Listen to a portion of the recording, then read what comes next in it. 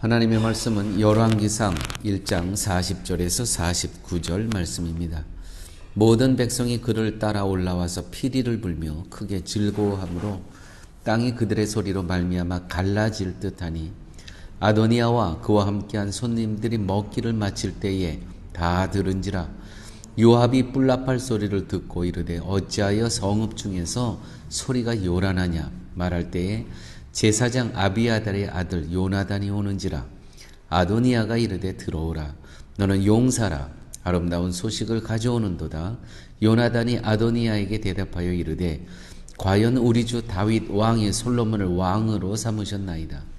왕께서 제사장 사독과 선지자 나단과 여호야다의 아들 브나야와 그렛 사람과 블렛 사람을 솔로몬과 함께 보내셨는데 그들 무리가 왕의 노새에 솔로몬을 태워다가 제사장 사독과 선지자 나단이 기혼에서 기름을 부어 왕으로 삼고 무리가 그곳에서 올라오며 즐거워하므로 성읍이 진동하였나니 당신들에게 들린 소리가 이것이라. 또 솔로몬도 왕자에 앉아있고 왕의 신하들도 와서 우리 주 다윗 왕에게 축복하여 이르기를 왕의 하나님이 솔로몬의 이름을 왕의 이름보다 더 아름답게 하시고 그의 왕위를 왕의 위보다 크게 하시기를 원하나이다 하며 왕이 침상에서 몸을 굽히고 또한 이르시기를 이스라엘의 하나님 여호와를 찬송하리로다. 여호와께서 오늘 내 왕위에 앉을 자를 주사 내 눈으로 보게 하셨도다 하셨나이다 하니 아도니아와 함께한 손님들이 다 놀라 일어나 각기 갈 길로 간지라. 아멘. 오늘 이 말씀은 이제 솔로몬이 왕위에 올라오는 그러한 이제 실질적으로 다윗 왕은 이제 물러가고 솔로몬 왕이 왕위에 앉는 그러한 내용이 담겨 있습니다. 다윗 왕은 솔로몬의 아버지 다윗 왕은 솔로몬을 왕위에 세우고 너무너무 기뻤던 것 같습니다. 이스라엘의 하나님 여호와를 찬송하리로다. 교회 여러분,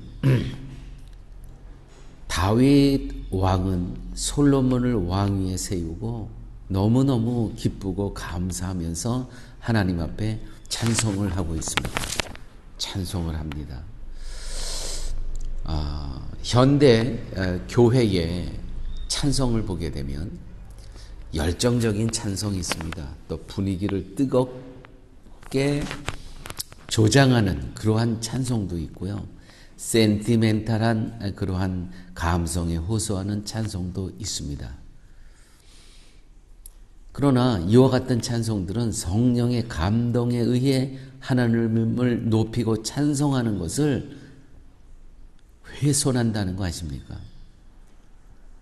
자, 그렇다면 무엇이 하나님을 높이고 하나님을 기쁘게 하는 찬송이겠습니까?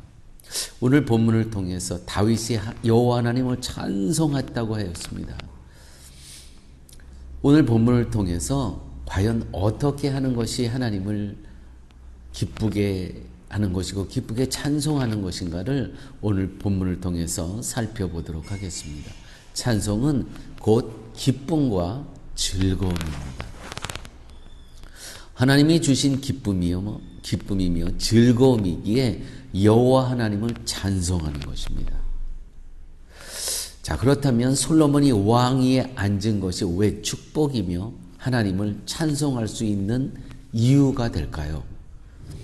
다윗은 지금 노쇠하여 생존의 기간이 얼마 남지 않은 상태입니다. 인생의 마지막 순간에 도달해 있습니다. 46절 47절에 보게 되면 다윗은 신복들의 축복하는 말을 듣고 하나님을 찬송합니다. 결국 신복과 다윗 모두는 솔로몬이 왕위에 앉은 것에서 하나님의 축복을 바라보고 기뻐하고 감사하고 찬양하고 있다는 것이죠. 솔로몬이 왕위를 계승하는 것은 권력을 쟁취하는 차원의 일이 아니었습니다. 다윗의 왕위는 장차 메시아에게로 이어지는 그러한 순서가 된다는 것이죠. 이것이 하나님의 언약이라는 것입니다. 하나님의 언약, 약속. 그리고 하나님께서 솔로몬을 왕위를 이을 자로 택하신 것은 장차 다윗의 후손으로 오셔서 진정한 왕으로 자기 백성을 다스리실 메시아가 무엇을 위해 오시는가를 보여주시기 위해서였던 것입니다. 하나님께서 반드시 언약을 성취하실 것임을 내다봄으로써 하나님을 찬송하고 있습니다. 이렇게 다윗의 찬송에는 하나님의 구속의 언약이 담겨 있다는 것이죠. 다시 한번 말씀드립니다. 다윗의 찬송에는 하나님의 구속의 언약, 약속이 담겨 있다는 것입니다. 즉 다윗은 하나님의 구속에 참여된 자로서 구속을 이루실 하나님을 찬송하고 있다는 것입니다. 찬송이 무슨 뜻입니까? 기뻐하고 감사한다는 것입니다. 따라서 진정한 찬송이란 하나님의 구속 사역에 참여된 성도들이 구속의 일을 바라보며 기뻐하며 노래하는 것. 이것이 찬송할 이유며 목적이 된다는 것이죠. 이런 의미에서 우리는 예배 시간에 많은 찬양을 하고 또 특별히 우리 사랑의 교회는 EDL 찬양팀이 있습니다. 이 시간 우리 찬양팀들은 잘 오늘의 말씀을 잘 들으셔야 됩니다. 그래서 여러분들이 제가 일주일 전에 주일 저녁이면 벌써 다음 주에 설교할 본문과 제목 키워드가 올라갑니다. 그럼 이거를 갖고 찬양을 여러분들이 선곡을 하시죠. 그럴 때 여러분 기억하십시오. 우리가 찬송할 이유와 목적이 분명히 있어야 됩니다. 그것은 우리의 센티멘탈하고 또 성도들을 자극해서 열정적으로 그 분위기를 높이기 위해서 그런 이유 아무것도 필요 없습니다. 진정한 찬양이란 하나님의 구속사역이라는 건 무엇입니까? 우리를 죄악에서 자유케 하셨습니다.